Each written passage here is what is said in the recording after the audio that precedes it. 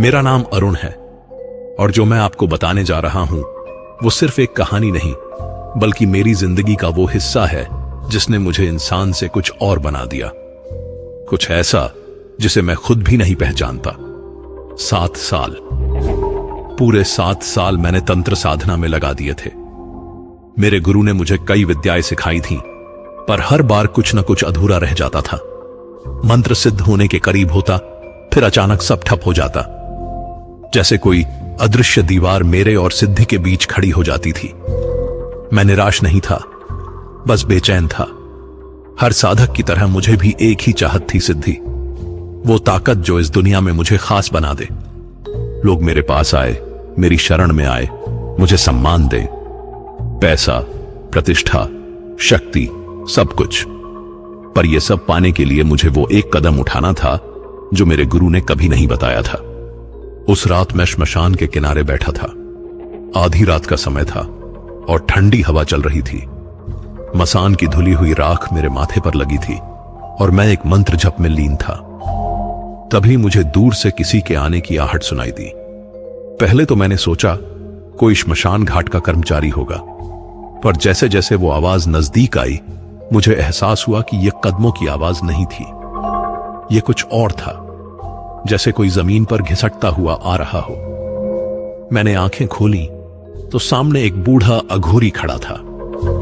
उसके बाल सफेद और उलझे हुए थे, शरीर पर सिर्फ एक फटी हुई धोती थी और उसके माथे पर 3 लाल तिलक थे जो खून जैसे दिख रहे थे। पर सबसे अजीब उसकी आंखें थीं। वो आंखें, वो मुझे देख नहीं रही थीं, बल्कि मेरे भीतर झांक रही थीं। तू साधक है? उसकी आवाज गले से नहीं बल्कि पेट से निकलती हुई लगी। मैंने सिर हिलाया। हां महाराज। वो पास आया और मेरे चेहरे को ध्यान से देखने लगा, फिर धीमे से हंसा। उसकी हंसी में कोई खुशी नहीं थी, बल्कि एक अजीब सी चुनौती थी। सालों से साधना कर रहा है पर सिद्धि नहीं मिली। सही कहा मैंने। मैं हैरान रह गया। मैंने उसे कभी देखा नहीं था, फिर भी वो मेरे बारे में कैसे जान गया? कैसे पता चला आपको? उसने मेरी आंखों में देखा। तेरी आंखों में भूख है, लालच की भूख, सिद्धि की भूख। यह भूख मैं दूर से भी पहचान लेता हूं। तू चाहता है कि लोग तेरे पैर छुएं, तेरा नाम ले और तू ताकतवर बने, पर तेरे गुरु ने तुझे असली रास्ता नहीं बताया, है ना? मेरा गला सूख गया। वो बिल्कुल सही कह रहा था। महाराज, अगर आप जानते हैं तो मुझे बता दीजिए, मैं कुछ भी करने को तैयार हूं, कुछ भी। वो अघोरी फिर हंसा और इस बार उसकी हंसी और भी डरावनी लगी। उसने अपना हाथ मेरे कंधे पर रखा और मुझे लगा जैसे बर्फ का टुकड़ा मेरी त्वचा से लग गया हो। कुछ भी? तू सच में कुछ भी करने को तैयार है? हां महाराज, बस मुझे सिद्ध चाहिए। उसने अपना हाथ हटाया और जमीन पर बैठ गया। फिर उसने राख से एक अजीब सा निशान बनाया। वो निशान किसी यंत्र जैसा था, पर मैंने ऐसा यंत्र पहले कभी नहीं देखा था। सुन, सिद्धि पाने के कई रास्ते हैं, पर सबसे तेज रास्ता है रक्त दीक्षा। रक्त दीक्षा?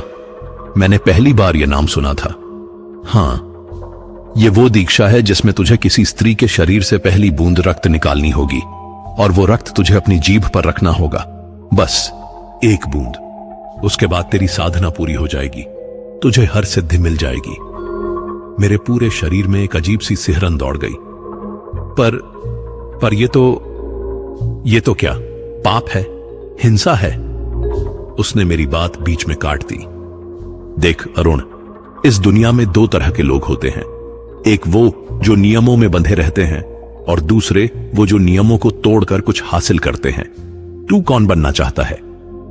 मेरे मन में एक तूफान उठ रहा था। यह गलत था, मैं जानता था, पर उस अघोरी की बातें मेरे दिमाग में घुसती जा रही थीं।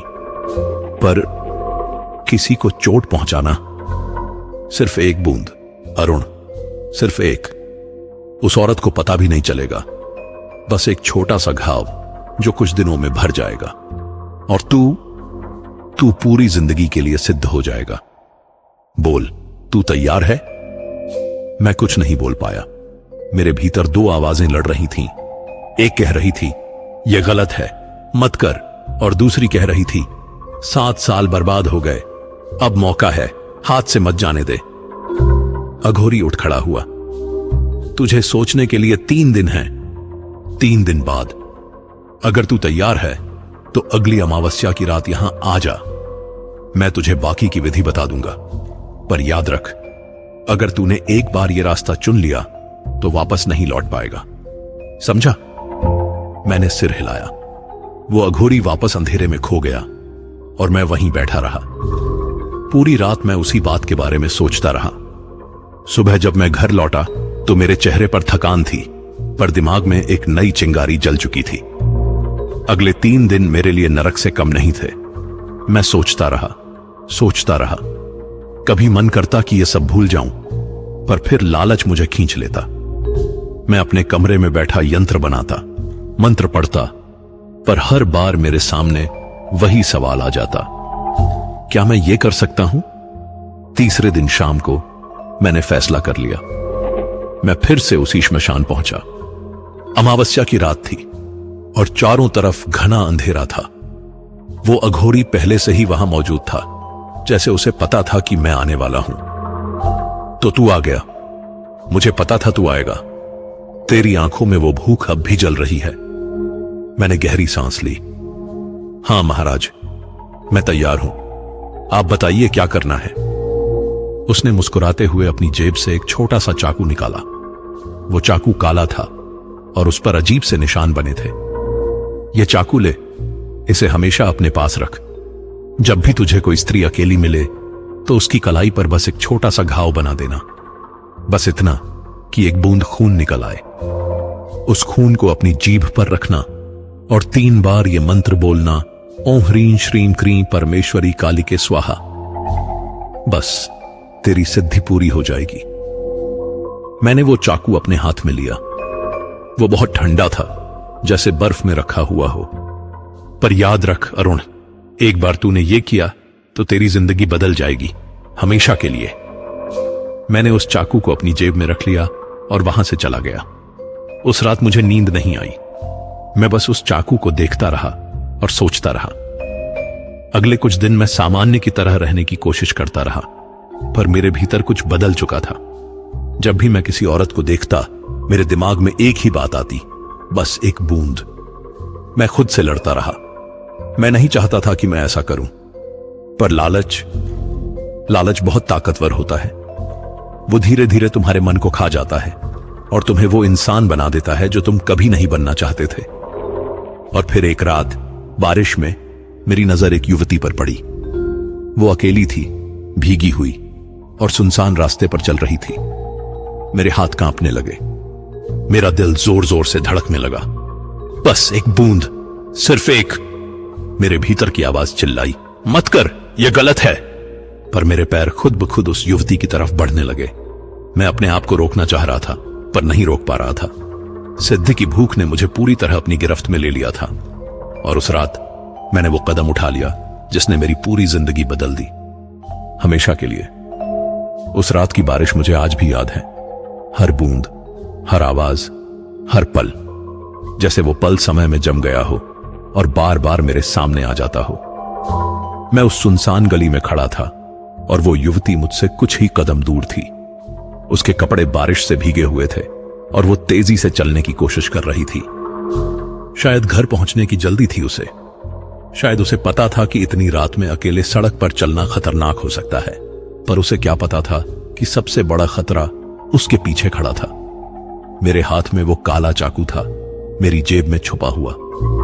मेरी उंगलियां उसे इतनी जोर से पकड़े हुए थीं कि मेरे पोरों का रंग सफेद हो गया था। मेरे दिल की धड़कनें इतनी तेज थीं कि मुझे लगा कि वो युवती उन्हें सुन लेगी। क्या कर रहा है तू? मेरे भीतर की आवाज चिल्लाई। ये इंसान है, कोई जानवर नहीं। उसकी भी मां होगी, परिवार होगा। तू क्या करने जा रहा है? पर मेरे दिमाग का दूसरा हिस्सा कुछ और ही कह रहा था। बस एक बूंद, सिर्फ एक छोटी सी बूंद। उसे दर्द भी नहीं होगा और तू सिद्ध हो जाएगा। 7 साल की मेहनत रंग लाएगी। लोग तेरे पैर छुएंगे, तेरा नाम लेंगे। बस एक बूंद। मैं आगे बढ़ा। एक कदम, फिर दूसरा।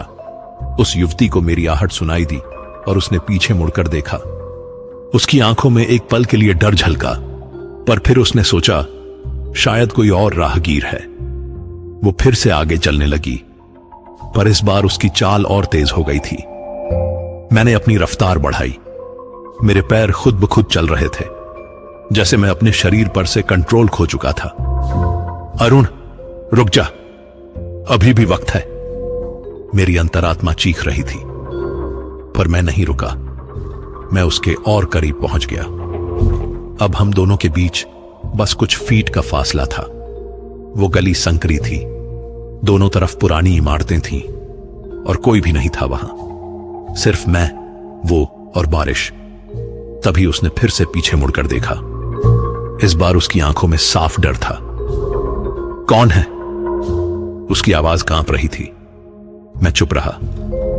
मेरा गला सूख चुका था। क्या चाहिए आपको? मेरे पास पैसे नहीं हैं। उसने जल्दी से अपना हैंडबैग सामने कर दिया।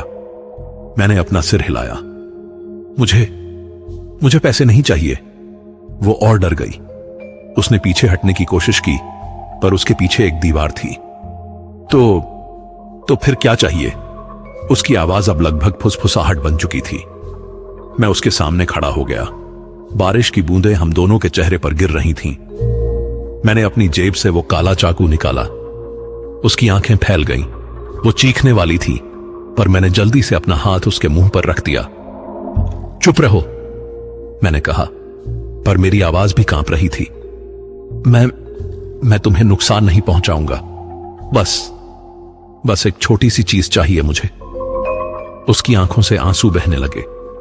वो मुझसे छूटने की कोशिश कर रही थी, पर मैं उसे कसकर पकड़े हुआ था। प्लीज मुझे जाने दीजिए, मैं किसी को नहीं बताऊंगी। वो रो रही थी। मेरा दिल टूट रहा था। मैं ये सब नहीं करना चाहता था, पर मेरे हाथ नहीं सुन रहे थे। मैंने उसकी कलाई पकड़ी। वो संघर्ष कर रही थी, चिल्लाने की कोशिश कर रही थी, पर उस सुनसान गली में कोई नहीं था जो उसकी आवाज सुनता। माफ करना, मैंने फुसफुसाया। मुझे माफ कर देना। और फिर मैंने चाकू की नोक उसकी कलाई की नाजुक त्वचा पर रख दी। मेरे हाथ कांप रहे थे, बुरी तरह कांप रहे थे। मैंने आंखें बंद कर ली। बस एक बूंद, बस एक। और फिर मैंने हल्का सा दबाव डाला। एक छोटी सी चीख। उसकी कलाई पर एक पतली लाल लकीर उभर आई, और फिर एक छोटी सी लाल बूंद। समय रुक गया। वो बूंद धीरे धीरे उसकी कलाई से नीचे की ओर बहने लगी। बारिश की बूंदें उसे धोने की कोशिश कर रही थीं, पर मैंने जल्दी से अपनी उंगली उस बूंद के नीचे रख दी। वो लाल बूंद मेरी उंगली पर थी, इतनी छोटी पर इतनी भारी। उस युवती की सिसकियां मेरे कानों में गूंज रही थीं। वो डर से कांप रही थी और मुझसे नजरें मिलाने की हिम्मत नहीं कर पा रही थी। मैंने अपनी उंगली अपनी जीभ पर रख ली। जैसे ही वो बूंद मेरी जीभ को छुई, मेरे पूरे शरीर में एक अजीब सी लहर दौड़ गई। ठंडी, बहुत ठंडी, और फिर गर्म, बहुत गर्म। मैंने अपनी आंखें खोली और 3 बार वो मंत्र बोला जो अघोरी ने सिखाया था। ओम ह्रीं श्रीं क्रीं परमेश्वरी कालिके स्वाहा। जैसे ही मैंने तीसरी बार मंत्र पूरा किया, आसमान में बिजली कड़की, इतनी तेज कि पूरी गली रोशनी से जगमगा उठी। और उसी पल मुझे लगा जैसे पूरी दुनिया मेरे सामने झुक रही हो। मेरे भीतर एक अजीब सी ताकत आ गई, जैसे मेरी नसों में आग दौड़ रही हो। मेरी आंखें चमक उठी, मेरे कान तेज हो गए। मुझे हर आवाज सुनाई देने लगी। दूर की बारिश की बूंदें, किसी कुत्ते के भौंकने की आवाज, किसी खिड़की के खुलने की आवाज। मैंने अपने हाथों को देखा। वो चमक रहे थे, हल्की सी लाल चमक। हो गया, सिद्धि मिल गई, मेरे मुंह से निकला। मैंने उस युवती को छोड़ दिया। वो तुरंत दूर भाग गई, रोती हुई, डरी हुई। मैंने उसे जाते हुए देखा, पर मुझे कोई फर्क नहीं पड़ा। मैं तो अपनी नई शक्ति में खोया हुआ था। मैं वहीं बारिश में खड़ा रह गया और अपनी शक्ति को महसूस करता रहा। मुझे लगा मैं अजेय हूं। मुझे लगा मैं दुनिया का सबसे ताकतवर इंसान हूं। पर मुझे नहीं पता था कि यह सिर्फ शुरुआत थी। मैं घर लौट आया। पूरी रात मैं सो नहीं पाया। मेरे शरीर में इतनी ऊर्जा थी कि मुझे लगा मुझे नींद की जरूरत ही नहीं है। मैं अपने कमरे में बैठा मंत्र पढ़ता रहा और मुझे लगा हर मंत्र पहले से ज्यादा ताकतवर हो गया है। सुबह हुई। मैंने खिड़की से बाहर देखा। दुनिया अलग दिख रही थी, ज्यादा साफ, ज्यादा चमकीली, जैसे मेरी आंखों पर से एक पर्दा हट गया हो। मैंने सोचा, यह है असली सिद्धि, अब मैं कुछ भी कर सकता हूं। पर दोपहर होते होते मुझे कुछ अजीब महसूस होने लगा। मेरे सिर में हल्का दर्द शुरू हुआ। मैंने सोचा शायद रात भर ना सोने की वजह से है, पर फिर वो दर्द बढ़ने लगा और बढ़ता ही गया। 3 बजे मैंने अपने माथे को छुआ। वो गर्म था, बहुत गर्म, जैसे बुखार हो। 4 बजे मुझे चक्कर आने लगे और 5 बजे जब मैं आईने में अपना चेहरा देखने गया तो मैं चीख पड़ा। मेरी नाक से खून की एक पतली धार बह रही थी। मैंने जल्दी से टिश्यू उठाया और अपनी नाक पर लगाया, पर खून रुका नहीं, वो बहता रहा। ये क्या हो रहा है? मैंने घबराते हुए कहा। मैंने पानी से नाक धोई।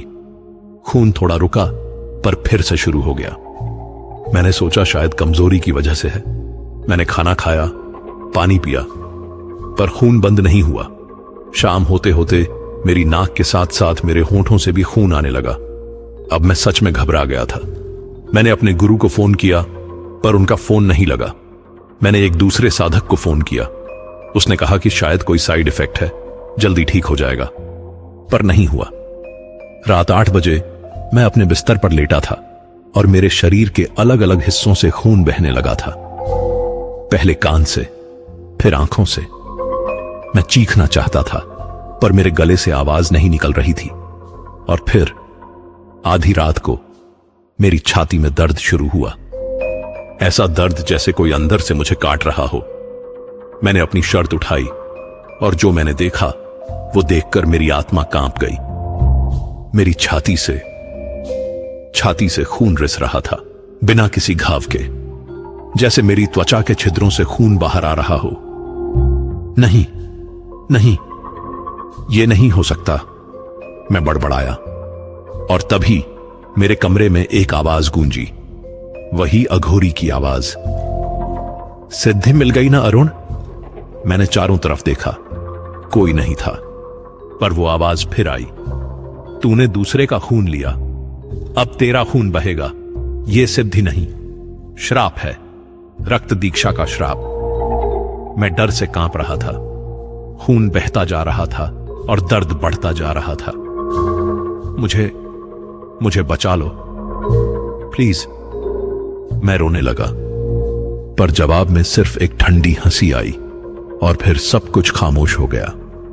मैं वहीं पड़ा रहा, खून में लथपथ, और एहसास हुआ कि मैंने कितनी बड़ी गलती कर दी थी। अगली सुबह जब मेरी आंखें खुली तो मुझे लगा शायद वो सब एक बुरा सपना था।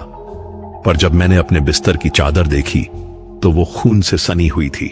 मेरे कपड़े, मेरे तकिए, सब कुछ खून से भरा हुआ था। मैं उठने की कोशिश की तो मेरा पूरा शरीर दर्द से चीख पड़ा। हर मांसपेशी, हर हड्डी में दर्द था, जैसे मुझे किसी ने रात भर पीटा हो। मैं किसी तरह बाथरूम तक पहुंचा और आईने में देखा।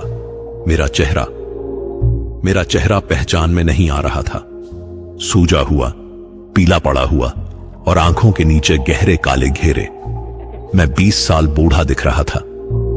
क्या हो रहा है मेरे साथ? मैंने आईने में अपनी तस्वीर को देखते हुए कहा। मैंने अपना मुंह धोया और जैसे ही मैंने अपना सिर ऊपर उठाया, मेरी नाक से फिर से खून की एक बूंद टपक पड़ी। नहीं, फिर से नहीं, मैं फुसफुसाया। पर यह तो बस शुरुआत थी। 10 बजे तक मेरी नाक से खून की लगातार धार बह रही थी। कोई रुमाल, कोई कपड़ा काम नहीं आ रहा था। जितना मैं खून पोंछता उतना ही और आता। दोपहर तक मेरे कानों से भी खून बहने लगा। मैं डॉक्टर के पास जाना चाहता था, पर मुझे डर था कि वो क्या कहेगा। कैसे समझाऊंगा मैं उसे कि ये खून कहां से आ रहा है मैंने फिर से उस अघोरी को ढूंढने की कोशिश की। मैं उसी श्मशान पहुंचा जहां मैं उससे मिला था, पर वहां कोई नहीं था, सिर्फ राख और चिता की अधजली लकड़ियां। महाराज, कहां हैं आप? मैंने चिल्लाकर पुकारा। मुझे बचा लीजिए प्लीज। पर जवाब में सिर्फ हवा की सनसनाहट आई। मैं वहां 1 घंटे तक बैठा रहा, इंतजार करता रहा कि शायद वो आ जाए, पर नहीं आया। शाम होते होते मेरी हालत और बिगड़ गई। अब मेरे होंठों से भी लगातार खून बह रहा था। मेरा मुंह खून के स्वाद से भर गया था, जी मिचला रहा था और सिर चकरा रहा था। मैं घर लौट आया और अपने कमरे में बंद हो गया। मैंने सोचा कि शायद कुछ देर आराम करने से ठीक हो जाऊंगा, पर रात होते ही सब कुछ और भयानक हो गया। रात के 9 बजे थे। मैं अपने बिस्तर पर लेटा था, आंखें बंद किए हुए। तभी अचानक मुझे अपनी जांघ में तेज दर्द महसूस हुआ, ऐसा दर्द जैसे किसी ने सुई चुभो दी हो। मैंने जल्दी से अपनी पैंट ऊपर की और जो मैंने देखा वो देखकर मेरी चीख निकल गई। मेरी जांघ पर छोटे छोटे लाल धब्बे उभर आए थे और उन धब्बों से खून रिस रहा था, बिना किसी घाव के। बस ऐसे जैसे मेरी त्वचा के नीचे से कोई खून को बाहर धकेल रहा हो। नहीं नहीं, ये क्या हो रहा है? मैं रोने लगा। मैंने जल्दी से अपनी शर्ट उतारी। मेरी पूरी छाती पर वही लाल धब्बे थे, मेरी पीठ पर भी, मेरे हाथों पर भी। पूरे शरीर से खून रिस रहा था। मैं बाथरूम में भागा और शावर चालू कर दिया। पानी के नीचे खड़ा हो गया, सोचा शायद खून धुल जाएगा, पर जितना खून धुलता उतना ही और आता। पानी की धार लाल हो गई थी। मैं घुटनों के बल बैठ गया, हाथ जोड़े और रोने लगा। मुझे माफ कर दो, मुझे माफ कर दो, मैंने गलती की, बहुत बड़ी गलती की, मैं बार बार कहता रहा। तभी मुझे लगा जैसे बाथरूम का तापमान अचानक गिर गया हो, इतना ठंडा जैसे मैं बर्फ के कमरे में हूं। और फिर मैंने उसे देखा, शावर की भाप में एक परछाई, धुंधली, अस्पष्ट, पर वहां थी, और वो परछाई मेरी तरफ बढ़ रही थी। मैंने अपनी आंखें मली, सोचा शायद मुझे दिख रहा है, पर नहीं, वो परछाई साफ होती जा रही थी। और फिर मैंने उसका चेहरा देखा। वो वही युवती थी, वही जिससे मैंने खून लिया था, पर उसका चेहरा अब इंसानी नहीं रह गया था। उसकी आंखें लाल थीं, चमकती हुई लाल। उसके बाल हवा में लहरा रहे थे जैसे पानी में तैर रहे हों, और उसका मुंह, उसके होंठों से खून टपक रहा था। तुमने मेरा खून लिया, उसकी आवाज गूंजी, पर वो आवाज उसके मुंह से नहीं बल्कि हर दिशा से आ रही थी। मैं दीवार से सट गया। मैं माफी मांगता हूं, मैंने गलती की। गलती? वो हंसी। उसकी हंसी इतनी डरावनी थी कि मेरे रोंगटे खड़े हो गए। तुमने मुझे डराया, मुझे चोट पहुंचाई, मेरा खून लिया, और अब माफी? प्लीज मुझे माफ कर दो, मैं नहीं जानता था कि यह सब होगा। वो मेरे और करीब आई। अब वो इतनी पास थी कि मैं उसकी ठंडी सांसें महसूस कर सकता था। तुमने सिद्धि मांगी थी, है ना? तो लो, ये है तुम्हारी सिद्धि। उसने अपना हाथ मेरी छाती पर रखा। जैसे ही उसने मुझे छुआ, मेरे शरीर में बिजली सी दौड़ गई। दर्द, इतना दर्द कि मैं चीख पड़ा। ऐसा लगा जैसे मेरी हर नस फट रही हो। अब तुम्हारी नसें तुमसे बदला लेंगी। हर बूंद खून जो तुमने मुझसे लिया, वो 100 गुना तुमसे निकलेगा, और तुम मरोगे नहीं अरुण, तुम बस दर्द में जियोगे, हमेशा। नहीं, प्लीज मुझे मार दो, पर यह दर्द मत दो। वो फिर से हंसी। मौत तो बहुत आसान है। तुम्हारी सजा जीना है, वो भी ऐसे जीना जहां हर पल तुम्हें अपनी गलती याद आए। और फिर वो गायब हो गई, बस ऐसे जैसे कभी थी ही नहीं। मैं वहीं बैठा रह गया, कांपता हुआ, रोता हुआ। पानी अब भी बह रहा था और मेरे शरीर से खून अब भी रिस रहा था। मैं नहीं जानता कितनी देर मैं वहां बैठा रहा, शायद घंटे, शायद ज्यादा। जब मैं बाहर आया तो मेरे पैरों में ताकत नहीं थी। मैं किसी तरह अपने बिस्तर तक पहुंचा और गिर पड़ा। मेरी आंखों के सामने अंधेरा छा गया। मैंने सोचा शायद ये मेरा अंत है, शायद अब मैं मर जाऊंगा, पर नहीं, मैं नहीं मरा। सुबह फिर से आई और मेरा दर्द अब भी वहीं था, खून अब भी बह रहा था। मेरे पैर अब लाल रंग में रंगे हुए थे। फर्श पर खून के धब्बे थे, दीवारों पर खून के निशान थे। मेरा कमरा किसी कसाई खाने जैसा दिख रहा था। मैं उठने की कोशिश की, पर मेरा शरीर हिला तक नहीं। मैं बस वहीं पड़ा रहा, छत को देखता रहा, और तभी मैंने उसे सुना। वो आवाज, अरुण, अरुण। मैंने अपना सिर घुमाया। वो अघोरी मेरे कमरे के कोने में खड़ा था, मुस्कुरा रहा था। तुमने मुझे धोखा दिया, मैंने कहा। मेरी आवाज लगभग फुसफुसाहट थी। धोखा? वो हंसा। मैंने तुझसे झूठ नहीं बोला। मैंने कहा था सिद्धि मिलेगी, और मिली भी। तूने महसूस किया ना वो शक्ति, वो ऊर्जा। पर ये सब, ये सिद्धि की कीमत है अरुण। हर ताकत की एक कीमत होती है। तूने दूसरे का खून लेकर शक्ति पाई, अब तेरा खून बहेगा। यह प्रकृति का नियम है, संतुलन। तो क्या मैं ऐसे ही मरता रहूंगा? उसने सिर हिलाया। नहीं, तू मरेगा नहीं, बस पीड़ा में जिएगा। जब तक क्या? जब तक तू उसे माफी नहीं मांगता, उस युवती से, असली माफी, दिल से। पर वो एक देवी बन चुकी है, रक्त देवी। तूने उसके खून से अपनी सिद्धि पूरी की, तो वो भी अब एक शक्ति बन गई है। वो तेरी हर सांस पर नजर रख रही है। अगर तुझे बचना है तो उससे माफी मांग, पर याद रख, सिर्फ शब्दों से नहीं, तुझे सच में पछताना होगा। और फिर वो भी गायब हो गया। मैं वहीं पड़ा रहा। मेरे मन में हजारों सवाल थे, पर मेरे पास जवाब एक भी नहीं था। मुझे नहीं पता था कि आगे क्या होगा। मुझे नहीं पता था कि मैं इस दर्द से कैसे बचूंगा। बस एक बात पता थी, मैंने जो किया था वो मेरी जिंदगी की सबसे बड़ी गलती थी, और अब मैं उसकी कीमत चुका रहा था। हर पल, हर सांस, हर बूंद खून के साथ। अगले 2 दिन मेरे लिए नरक से कम नहीं थे। हर गुजरता पल, हर गुजरती सांस मेरे लिए एक नई यातना लेकर आती थी। सुबह होती तो मेरी नाक से खून बहना शुरू हो जाता, ऐसा खून जो रुकने का नाम ही नहीं लेता था। मैं रुमाल पर रुमाल भिगोता रहता, पर खून थमता नहीं था। दोपहर तक मेरी आंखों से खून के आंसू बहने लगते। हां, आंसू नहीं, खून। जब भी मैं पलकें झपकाता, मेरी आंखों से लाल बूंदें टपकती। दुनिया मुझे लाल धुंध में दिखती। हर चीज खून के रंग में रंगी हुई। शाम होते ही मेरी जांघों और पीठ से खून रिसने लगता। मेरे कपड़े चिपक जाते। हर कदम चलने पर दर्द होता, ऐसा दर्द जैसे कोई मेरी त्वचा को हजारों सुइयों से चुभो रहा हो। और रात तो सबसे भयानक होती थी। जैसे ही अंधेरा होता, मेरी छाती के भीतर से दर्द शुरू हो जाता। ऐसा लगता जैसे मेरे दिल को कोई अपने हाथों से निचोड़ रहा हो। मेरी सांसें फूलने लगती, पसीना छूटने लगता, और फिर मेरी छाती से खून बहना शुरू हो जाता। मैं चिल्लाता, रोता, गिड़गिड़ाता, रुक जा, बस रुक जा, मुझसे अब और नहीं सहा जाता। पर खून बहना बंद नहीं होता। मैंने सब कुछ करने की कोशिश की। डॉक्टर के पास गया, उसने टेस्ट किए, स्कैन किए, दवाइयां दी, पर कुछ काम नहीं आया।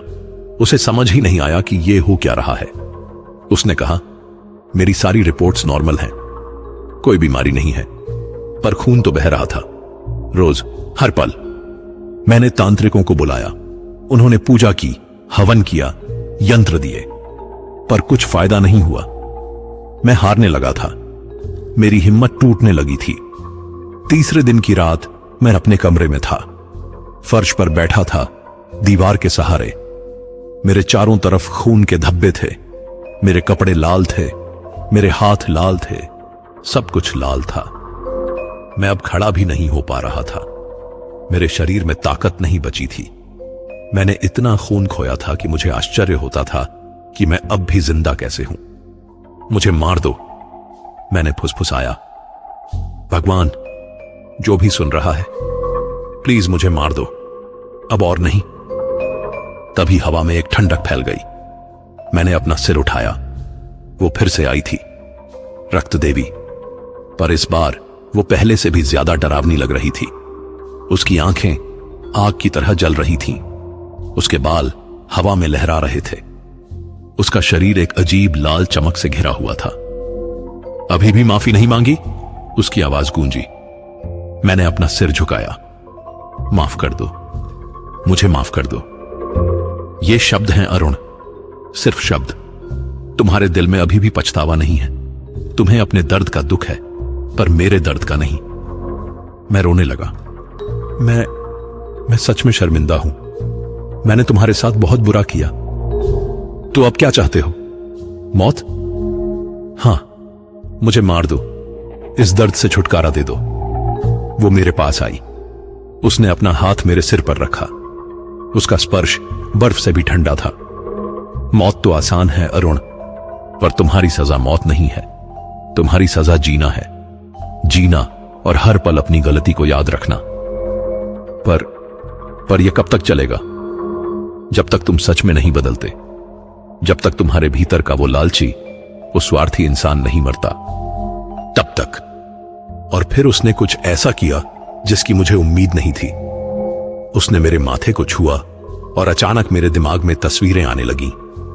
उस रात की तस्वीरें, वो युवती, वो बारिश, वो गली। पर अब मैं उसकी नजरों से देख रहा था। मैंने महसूस किया उसका डर। जब उसने मुझे अपने पीछे आते देखा था, जब मैंने उसकी कलाई पकड़ी थी, जब चाकू की नोक उसकी त्वचा को छुई थी, उसका दर्द, उसकी चीख, उसके आंसू, और फिर उसके बाद के दिन। कैसे वो घर नहीं जा पाई उस रात, कैसे वो रास्ते में बेहोश हो गई थी, कैसे लोगों ने उसे अस्पताल पहुंचाया था। उसका परिवार, उसकी मां का रोना, उसके पिता का गुस्सा, उसके भाई की बेबसी, और सबसे ज्यादा उसका अपना दर्द। शारीरिक दर्द तो ठीक हो गया था, पर मानसिक दर्द, वो कभी ठीक नहीं हुआ। वो हर रात डरती थी, हर आवाज से चौंकती थी, हर अंधेरे से डरती थी। मैंने सब देखा, सब महसूस किया, और तब मुझे असली पछतावा हुआ। मैं फूट फूट कर रोने लगा। ये आंसू दर्द के नहीं थे, ये आंसू शर्म के थे, अपराधबोध के थे। मैंने क्या कर दिया? मैंने एक मासूम इंसान की जिंदगी बर्बाद कर दी, सिर्फ अपने लालच के लिए। मैंने अपने हाथ जोड़े, सिर झुकाया और दिल से माफी मांगी। मुझे माफ कर दो, प्लीज, मुझे माफ कर दो। मैंने एक पाप किया है, एक बहुत बड़ा पाप। मुझे जो भी सजा मिलनी चाहिए मैं स्वीकार करता हूं, पर तुमने जो दर्द झेला उसके लिए मैं सच में शर्मिंदा हूं। रक्त देवी ने मुझे देखा। उसकी आंखों में अब आग नहीं थी, कुछ और था, शायद करुणा। तुम बदल गए हो अरुण, आखिरकार तुम्हें एहसास हुआ। हां, मुझे एहसास हो गया, और मैं जीवन भर इसका पछतावा करूंगा। उसने अपना हाथ मेरी छाती पर रखा। इस बार उसका स्पर्श ठंडा नहीं था, गर्म था, सुकून देने वाला। तुम्हारी सजा खत्म नहीं होगी अरुण, तुम्हें जीना होगा, पर अब तुम्हें एक मौका मिलेगा, एक मौका खुद को सुधारने का। मौका? हां, तुम जियोगे, पर अब तुम्हें दूसरों की मदद करनी होगी, उन लोगों की जो वैसी ही गलती करने वाले हैं जैसी तुमने की। तुम्हें उन्हें रोकना होगा, समझाना होगा, बचाना होगा। मैं वो करूंगा, मैं वादा करता हूं।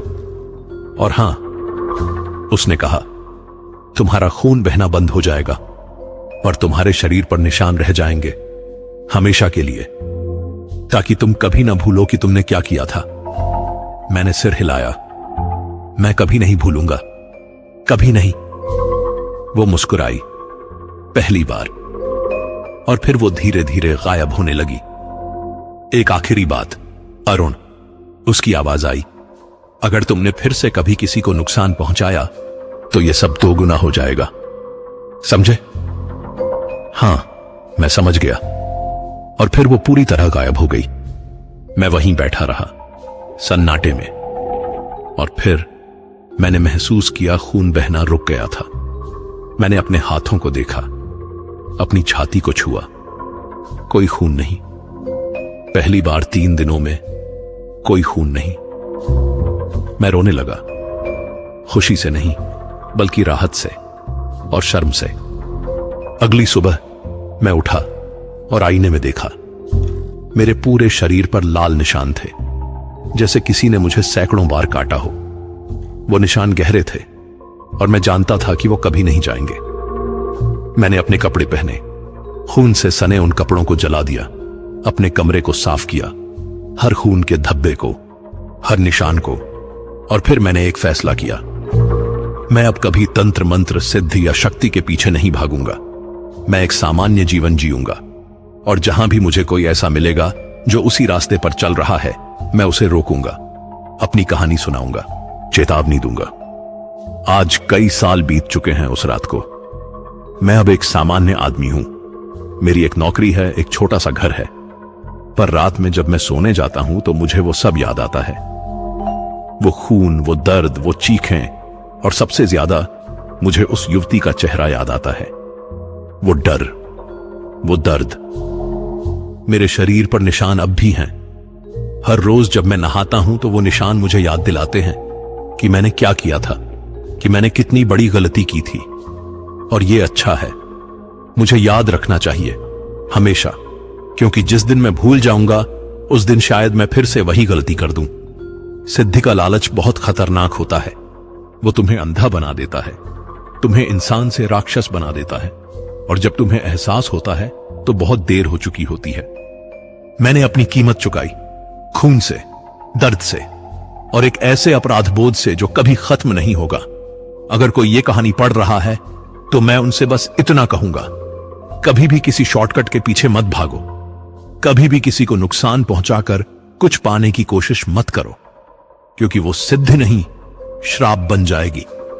और श्राप हमेशा रहता है, मेरी तरह रक्त में लिखा, हमेशा के लिए।